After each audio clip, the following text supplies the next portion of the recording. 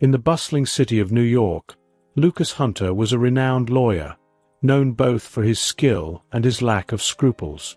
Ambitious and ruthless, he was used to using and discarding people like chess pieces in his relentless pursuit of power and prestige.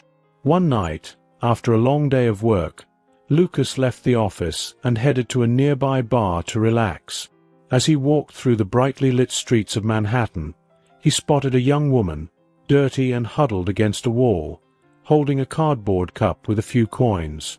Her name was Mary, a homeless woman wandering the streets in search of hope. Lucas stopped in front of her, observing her with curiosity and a touch of disdain. "What is a woman like you doing here at this hour?" he asked, his voice laced with arrogance. Mary looked up, surprised by the attention. "I'm trying to survive," she replied, her voice weak but full of dignity. Lucas smiled, a wicked idea forming in his mind. He extended his hand to her. "Come with me. Let's go to a better place." Reluctant but desperate for a moment of relief, Mary accepted Lucas's hand. He took her to a nearby luxury hotel, where he paid for a presidential suite. For Mary, it was a distant dream, a glimpse of a world she could never reach. In the room, Lucas watched as she looked around, marveling at the luxury. "Do you like it here?" he asked, his voice smooth but full of hidden intentions. "Yes, it's wonderful," Mary replied, trying to hide her insecurity. Lucas approached, lifting Mary's chin with a finger. "Then enjoy it while you can." Mary tried to relax, but the feeling of being out of place haunted her. Lucas, on the other hand, was in control, his gaze cold and calculating. He poured 2 glasses of champagne and handed one to Mary, who accepted with trembling hands. "And you, Lucas? Why are you helping me?" Mary asked, trying to understand his intentions. Lucas smiled, but his eyes showed no warmth. "Let's just say I like doing good deeds from time to time. Let's toast to that." They toasted, and Mary took a timid sip. Lucas, still wearing an enigmatic smile, began to talk about his life, enchanting Mary with stories of success and glamour. She listened attentively, increasingly drawn in by his magnetic presence, though a small voice in her mind warned her of danger. And so, that night, Mary was introduced to a world she had never known, seduced by the promises of luxury and comfort offered by Lucas. As he enveloped her in his cruel game, Mary could not foresee the whirlwind of events that night would unleash in her life. After that first night at the hotel, Mary began to see Lucas frequently. He would pick her up from the streets of New York, always in his luxurious car, taking her to dinners at expensive restaurants and nights in 5-star hotel suites. For Mary, it was like a fairy tale, a reality she had never imagined experiencing. Despite the feeling of being used, Mary couldn't resist Lucas's charm. He made her feel special, someone important in a world that often ignored her. She knew Lucas had a dark side, but her need for affection and security kept her tied to him. "You're different, Mary," Lucas said while they dined at a sophisticated restaurant. "There's something about you that fascinates me." Mary blushed, feeling a mix of happiness and shame. She wanted to believe his words, even knowing Lucas probably said the same thing to all the women he met. Weeks passed, and their relationship continued at the same pace. Lucas always appeared by surprise, took her to a new hotel or restaurant, treated her well for a few hours, and then left her alone again. Mary began to notice a pattern, but her desire to be with him was stronger. One of those nights, while they were at a luxurious hotel on the Upper East Side, Mary tried to talk to Lucas about their future. "Lucas, what are we? Where is this going?" she asked, her eyes full of hope and fear. Lucas laughed, a laugh that didn't reach his eyes. "Mary, you worry too much. We're just having fun, living in the moment. We don't need to label anything." Mary felt a pang in her heart, but forced a smile and agreed. She knew she couldn't pressure him. Even so, Mary fell more and more in love. Each loving gesture, each sweet word from Lucas made her believe there was a chance he would change. She ignored the clear signs that he was using her, preferring to cling to the small hopes he gave her.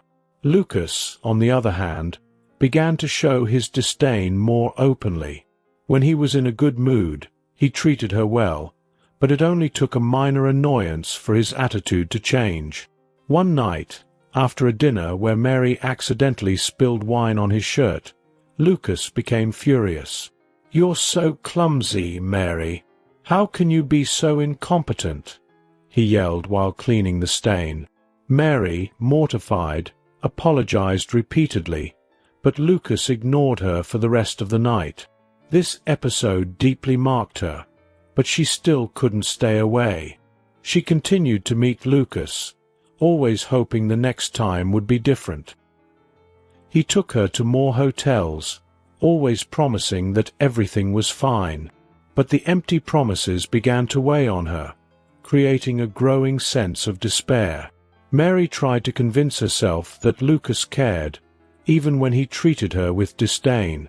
One night, he invited her to a gala event. Mary was radiant, dressed in a gown Lucas had bought. She felt like a princess for a night, but reality soon hit her.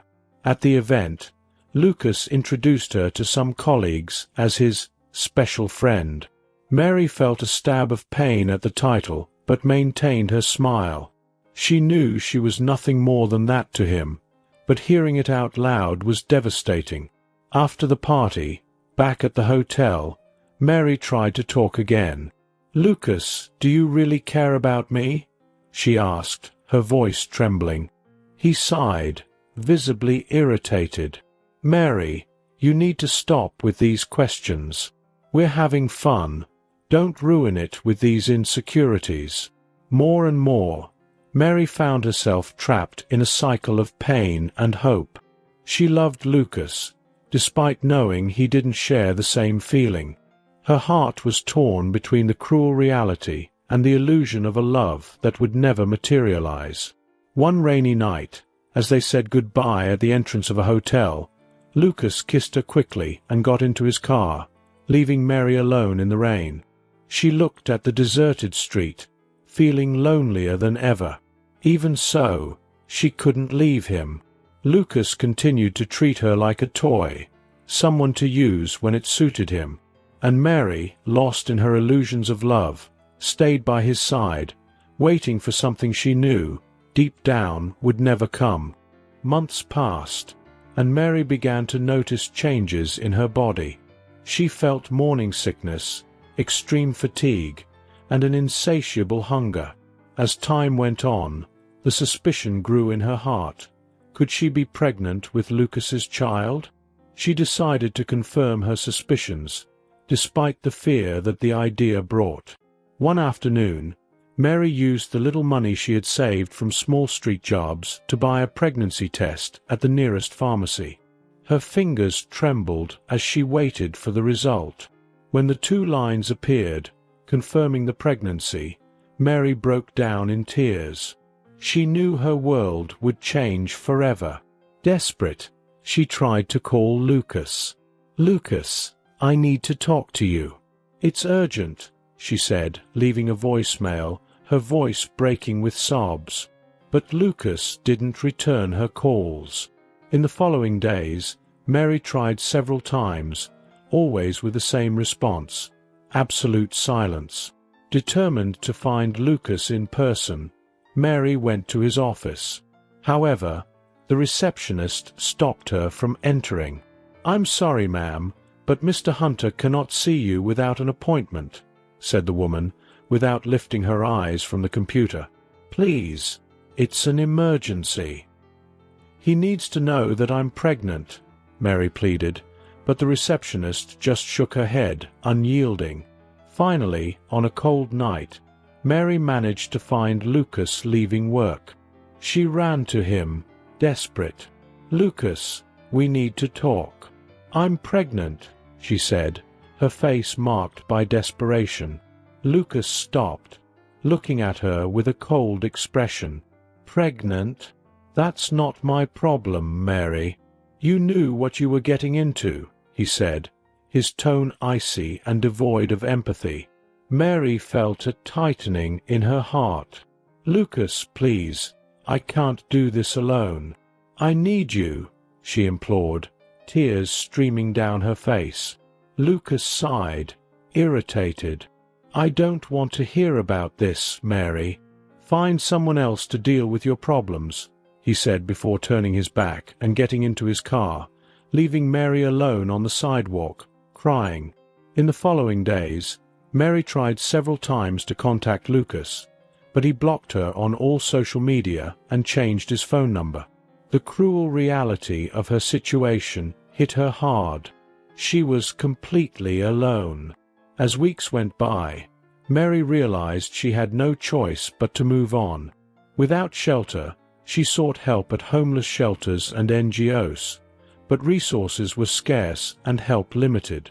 One night, Mary found a park bench where she could rest. While caressing her growing belly, she spoke softly to the baby. "I promise I will take care of you.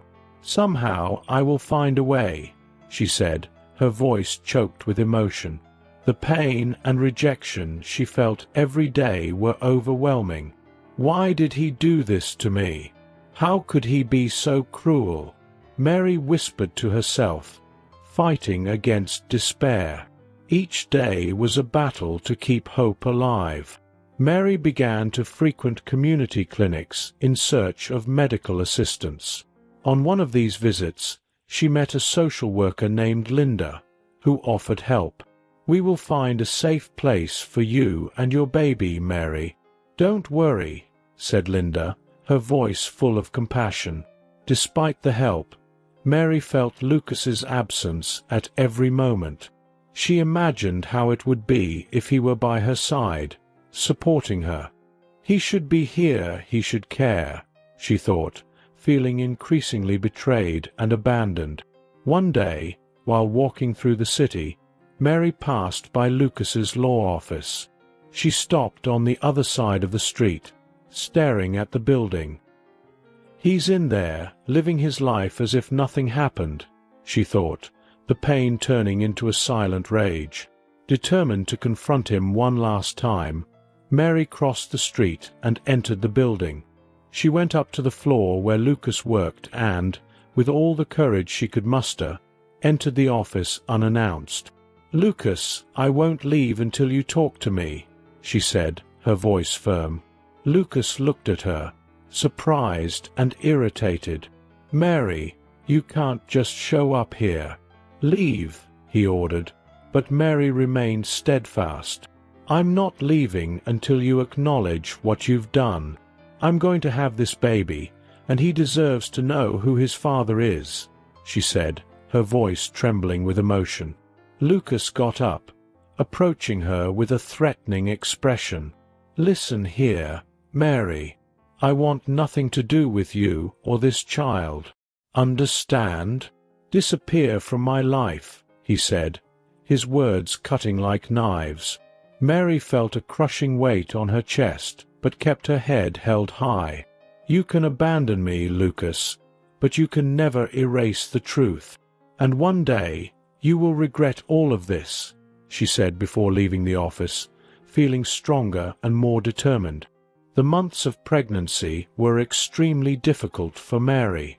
Without support and living on the streets, she faced challenges most people could never imagine. As time went on, her belly grew, and the need for medical care became more urgent. But resources were scarce, and Mary had to rely on the charity of strangers and the limited help of homeless shelters. On a cold winter night, Mary felt the first contractions. Alone in an alley, she realized the moment of childbirth had arrived. Desperate, she sought help, but the streets were deserted. With no other option, She sheltered in a closed store entrance and prepared for what was to come. The pains were intense, and for hours she fought against despair and fear. Finally, after an exhausting battle, Mary gave birth to a baby boy. His cry echoed through the empty streets, a sound of life amid the darkness. Mary held the baby in her arms, tears streaming down her dirty face. "I promise I will take care of you," she whispered, feeling a mix of joy and despair. With the newborn in her arms, Mary tried to find shelter for the night.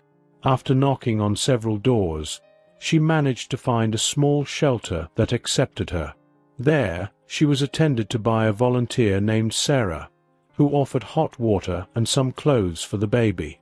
"You need medical care," Sarah said, concerned. "I'll call a volunteer doctor to examine both of you." Mary nodded, too exhausted to argue. The doctor arrived and confirmed that, despite the extreme conditions, the baby was healthy. However, Mary would need care to recover from childbirth. In the following days, Mary faced a new reality. Now, besides taking care of herself, she had a baby who depended on her for everything. The lack of resources made everything more difficult. She needed diapers, clothes, hygiene products. After all, now she had a fragile baby in her hands and couldn't buy those things without help. Determined to get some support, Mary tried to contact Lucas again. She borrowed a phone at the shelter and dialed his number, which she had memorized. To her frustration, the call went straight to voicemail. "Lucas, please answer. I had our baby. He needs you." She left the message, her voice full of despair. Without a response, Mary decided to go to Lucas's office again.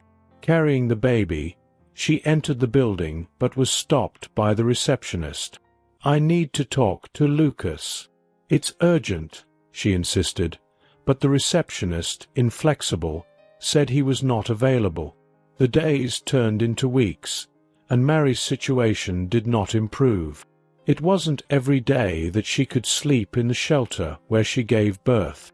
The institution only opened at night for the homeless to sleep, and many times when Mary arrived, there were no more vacancies, and she had to sleep on the street. Every day she looked for jobs, but discrimination and lack of stable housing hindered her chances. In one of her attempts to seek help, she was rejected by a restaurant that needed staff. "Sorry, but we can't hire someone without a fixed address, and with a baby," they said, closing another door in her face. With every rejection, Mary's determination grew. She refused to give up despite the circumstances. "I will find a way," she repeated to herself, cradling her son on cold nights. The search for Lucas remained an obsession. Mary knew he had the resources to help her, but he remained inaccessible. One night, she decided to write a letter, detailing everything that had happened and begging for help. "Lucas, please think about our son. He doesn't deserve to suffer," she wrote, tears staining the paper. The letter, however, never received a response. Lucas was determined to ignore her, and Mary felt the weight of that rejection every day. Even so, she continued fighting, looking for any means to give her son a decent life. "I will survive," she promised, even when hunger and exhaustion overwhelmed her. One morning, while wandering aimlessly through the park looking for some small street job in exchange for money or food, Mary was approached by a volunteer from a shelter who frequented the area. "You look tired, dear. Do you need help?" the woman asked, looking with compassion at the baby in Mary's arms. Mary nodded, tears welling up in her eyes again. "Yes, please. Anything you can offer." The volunteer took her to a shelter that operated 24 hours a day, where Mary and her son received food, clothes, and a place to rest. "You can stay here as long as you need," said the volunteer, her voice gentle and welcoming. The volunteers' kindness gave Mary renewed hope. With her help, she managed to look for jobs and found small opportunities that helped cover basic needs. Life was still difficult, but Mary began to see a light at the end of the tunnel. Even so, Lucas's shadow still loomed over her. Mary knew the fight wouldn't end until he took responsibility. A sleek black limousine stopped in front of the imposing office building where Lucas Hunter worked. The doors opened, and out stepped Richard, a district attorney known for his integrity and determination. His expression was serious, and his stride was firm, reflecting the mission he had in mind. Lucas, who was in the lobby talking with some colleagues, noticed Richard's arrival and frowned. "What the hell is he doing here?" he muttered to himself. Without wasting time, Richard entered the building and headed straight for Lucas. "Lucas Hunter?" Richard asked, his voice firm and authoritative. Lucas turned, surprised. "Yes, that's me. What do you want?" he replied with a disdainful tone. Richard took a step forward, staring Lucas in the eyes. "I'm here to talk about Mary and the child you abandoned." Lucas felt a chill run down his spine. "What are you talking about? What do you have to do with this?" Richard took a deep breath, preparing to reveal the truth. "One day, I was arriving at the courthouse and saw a woman crying in front of the building. When I approached, I recognized her as Mary, my best friend from high school. We lost touch, but I never forgot her." Lucas frowned, trying to process the information. "Mary? The same Mary?" "Yes, the same Mary," Richard replied, his voice laden with emotion. "She told me everything. How you deceived her, made her believe you cared about her, how she got pregnant and you refused to help her." Lucas tried to maintain his composure, but Richard's intensity shook him. "And what are you going to do about it? This is none of your business." "I make it my business," Richard retorted. "You left her alone to raise a child in precarious conditions.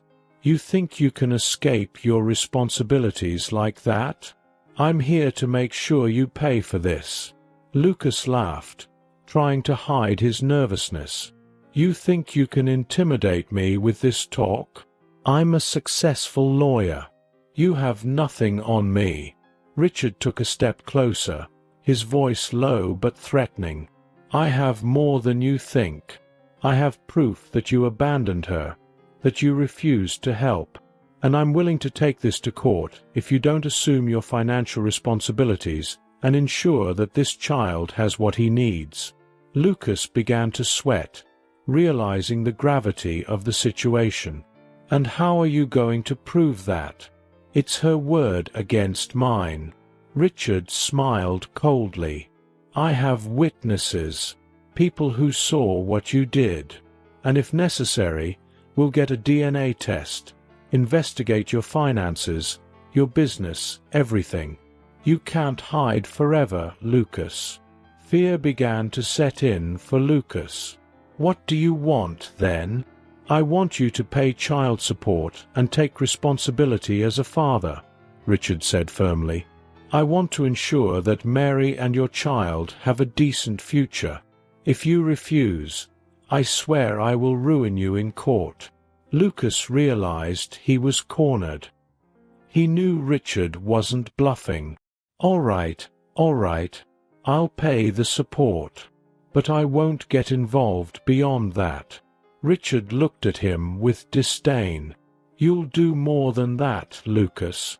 You'll make sure they have a place to live, food on the table, and everything they need. I'll personally make sure you keep your promises." Lucas nodded, out of options. "Fine, I'll do it." Richard stepped back, satisfied. "I hope you keep your word. I'll be watching." As Richard walked away, Lucas felt a mix of anger and helplessness. He knew his dirty game was about to end. Mary had found a powerful ally, and he would have to face the consequences of his actions. Back in his office, Lucas sat in his leather chair, trying to process what had just happened. His mind was in turmoil. How did this happen? He thought, pressing his temples with his fingers. He knew Richard was a relentless prosecutor and wouldn't give up easily. That night, Lucas couldn't sleep. Every time he closed his eyes, he saw Mary's face and the baby he had never met. What if he is really my son? He questioned himself for the first time, a pang of guilt piercing his heart. But pride and anger quickly replaced the guilt.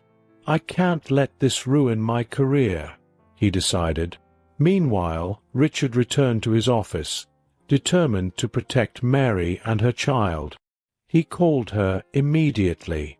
Mary, I spoke to Lucas. He agreed to pay child support and ensure you have a decent place to live.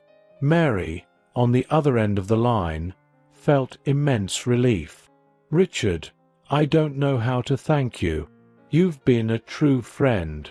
I promise to take care of you, Mary, and I'll make sure Lucas keeps his promises, Richard said, his voice gentle but full of determination. In the days that followed, Richard began to organize everything. He ensured that Lucas's payments were made and that Mary could secure a decent place to live for herself and the child. With Richard's help, Mary's life began to change significantly. The financial support from Lucas, guaranteed by the prosecutor, allowed Mary to move into a small apartment in a safer neighborhood. It wasn't luxurious, but for Mary, it was a real home where she could start building a future for her son. One sunny morning, Richard arrived at Mary's new apartment with a small surprise. I brought some things for you, he said, carrying boxes of household items, baby clothes, and some basic furniture. Mary smiled, touched. Richard, you've already done so much for us. I don't know how to thank you.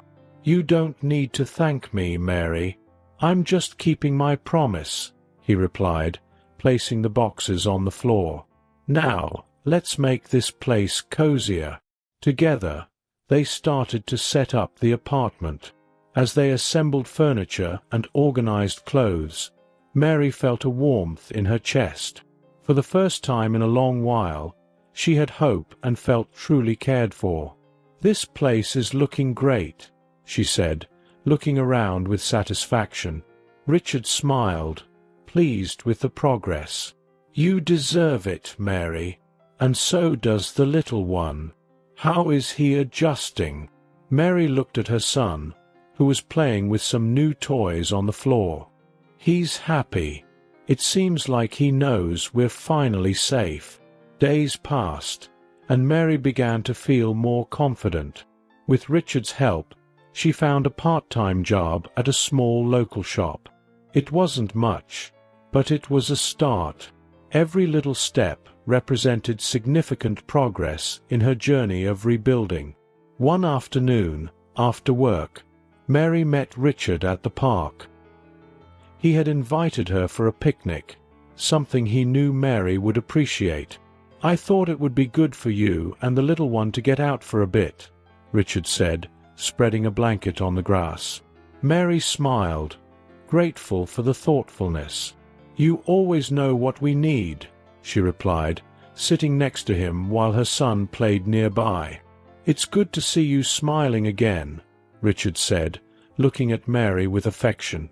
You've been through so much, but you're doing so well. Mary looked at Richard, feeling a deep gratitude. I wouldn't have made it without you, Richard.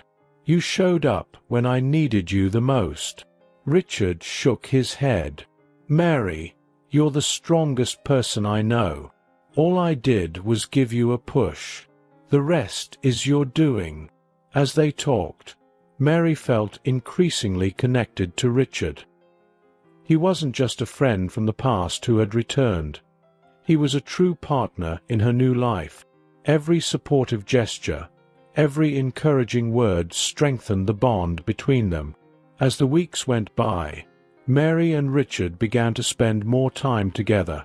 Richard helped take care of the baby, bringing a joy and stability that Mary had never known. Gradually, Mary's life was transforming from a nightmare into a new hope. One quiet evening, after dinner together, Mary and Richard sat in the apartment's living room, watching the baby sleep. "Have you thought about the future, Mary?" Richard asked, breaking the silence. Mary looked at him, surprised by the question. "I used to be afraid of the future. Now, I feel like I can dream again," she replied, her voice soft and full of emotion. Richard smiled, holding Mary's hand. "And what are your dreams?" Mary thought for a moment, feeling safe for the first time in many years. "I want to give my son a good life, full of love and opportunities. And, who knows, maybe build a real family." Richard squeezed her hand, feeling closer than ever. "I want to be by your side, Mary. Help you achieve those dreams." Mary looked into Richard's eyes, seeing sincerity and love. "I would love that, Richard. You brought light into my life when everything seemed lost." Mary's life was finally beginning to stabilize. With Richard's support, she and her son had a safe home and a promising future. However, the shadows of the past still loomed over her. Mary often wondered what Lucas was doing and if he would ever regret what he had done. One afternoon, while Mary was tidying up the house, she found an old box of memories. Inside were newspaper clippings about Lucas's cases and a diary she had kept during her time with him. She began to flip through the diary, recalling the painful and confusing moments she had lived with him. Suddenly, something caught her attention, a note about one of Lucas's cases. "Lucas always bragged about winning all his cases, but I remember hearing a suspicious conversation between him and a client," Mary had written one day in her diary. Feeling a growing unease, she decided to tell Richard about what she had found. That night, while they were having dinner, Mary showed the diary to Richard. "I found this today. There are some things about Lucas's cases that seem strange," she said, handing the diary to him. Richard read Mary's notes carefully, frowning. "These pieces of information might be useful, Mary. If Lucas really manipulated witnesses or bribed someone, this needs to be investigated." In the following days, Richard began a discreet investigation into Lucas's cases. He reviewed old files, interviewed witnesses, and looked for any signs of corruption. With each new discovery, his indignation grew. "Lucas is dirtier than I imagined," he commented to Mary after one of his meetings. One night, Richard was in his office, examining some documents, when he found definitive proof. "Here it is," he said, holding a flash drive with a recording of a phone conversation between Lucas and a bribed witness. "This will bring him down in court." Mary looked at Richard, feeling a mix of relief and apprehension. "What happens now?" Richard took a deep breath, determined. "I'll take this to my superiors. Lucas can't continue to live with impunity." The next day, Richard presented the evidence to the chief prosecutors. "We have evidence that Lucas Hunter manipulated witnesses and bribed people to win his cases. This is unacceptable," he stated, handing over the documents. The chief prosecutors were surprised by the amount of evidence. "This is serious, Richard. We'll open a formal investigation. Lucas will be called to testify." As the investigation progressed, news of the scandal began to spread. Newspapers and television channels were soon full of stories about the corrupt lawyer. "Renowned lawyer accused of bribery and witness manipulation," the headlines read. Lucas, who until then had lived in his world of luxury and excess, began to feel the pressure. His phone wouldn't stop ringing, and he received a summons to testify. What's going on? He thought, trying to find a way out of the situation. On a tense afternoon, Lucas was called to court to answer the charges. With everyone's eyes on him, he tried to keep his composure. Richard, sitting in the front row, watched closely. Justice will finally be served, he thought. During his testimony, Lucas denied all the charges, but the evidence was irrefutable. The recordings, the testimonies, and the documents presented by Richard painted a clear picture of corruption. "You're finished, Lucas," said one of the prosecutors, summarizing the general sentiment. Mary followed the trial with a heavy heart. Despite everything Lucas had done, he was still the father of her child. But she knew justice needed to be served.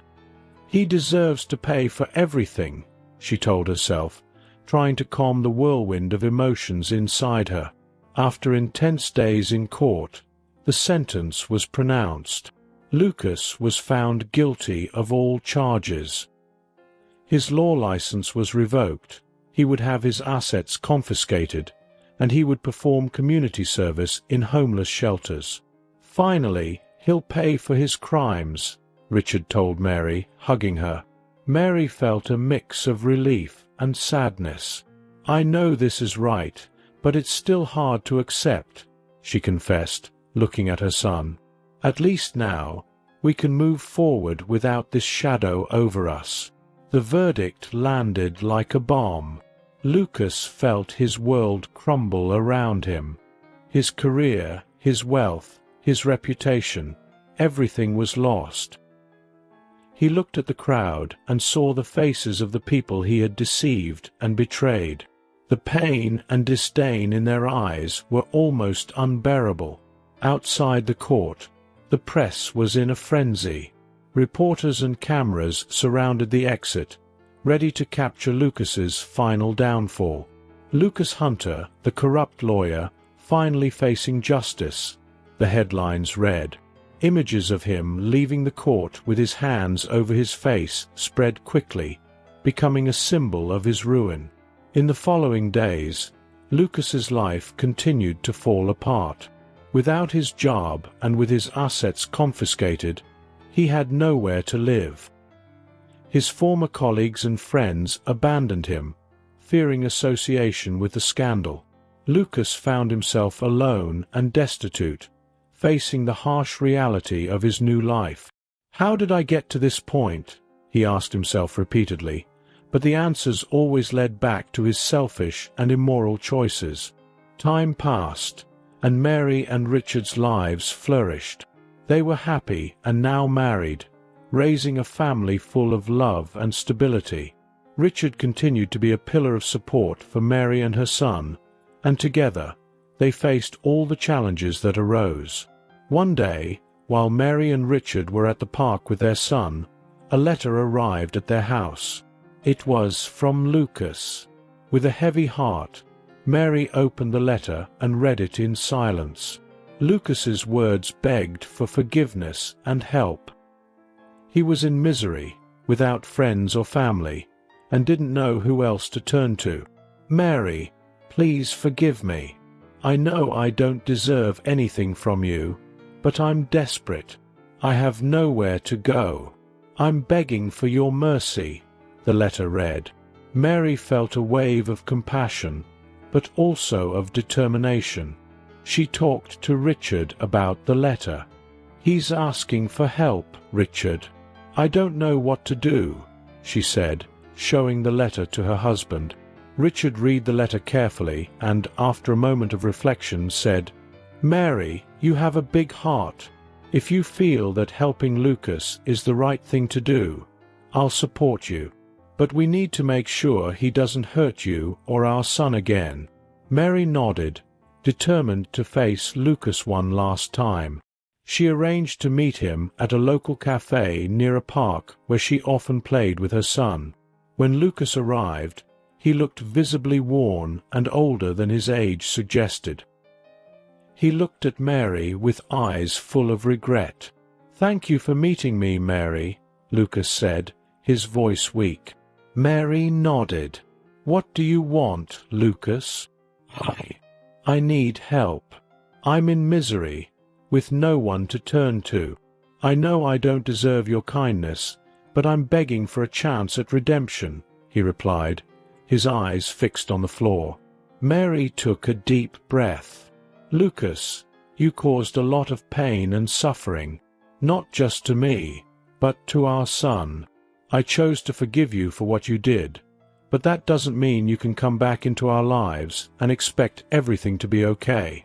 Lucas nodded, tears streaming down his face. "I understand. I just wanted to say that I'm deeply sorry. I'll accept any help you can give, even if it's minimal." Mary thought for a moment before responding.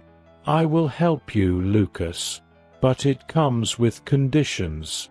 You need to find honest work, seek professional help to get back on your feet, and most importantly, keep your distance from us. This is your chance to start over." Lucas lifted his head, surprised by the offer. "Thank you, Mary. I promise I'll do my best to redeem myself. You won't regret it." Mary handed him a small amount of money and the contacts of organizations that could help him restart. "Use this wisely, Lucas. I hope you find a better path. Please don't contact me again." With that, Mary stood up and left the cafe, feeling lighter. She had done the right thing by giving Lucas one last chance for redemption. Back at the park, she found Richard and her son waiting for her. "How did it go?" Richard asked, holding her hand. "It was difficult, but necessary. I gave him a chance to start over." And even though he said he was sorry, he showed no interest in even meeting his son. Some things never change. "Now we can move on, knowing we did what we could," Mary replied, smiling at Richard. The following years were filled with growth and happiness for Mary and Richard. They watched their son grow up in an environment full of love and support. Lucas, for his part, managed to slowly rebuild his life, honoring the promise he had made to Mary. One day, Mary received another letter from Lucas. This time, it was a message of gratitude. "Mary, I can never repay what you did for me. Your compassion gave me a new life. Thank you from the bottom of my heart." The letter read. Mary kept the letter, feeling at peace. The journey had been long and difficult, but she had achieved something precious, the ability to forgive and move forward.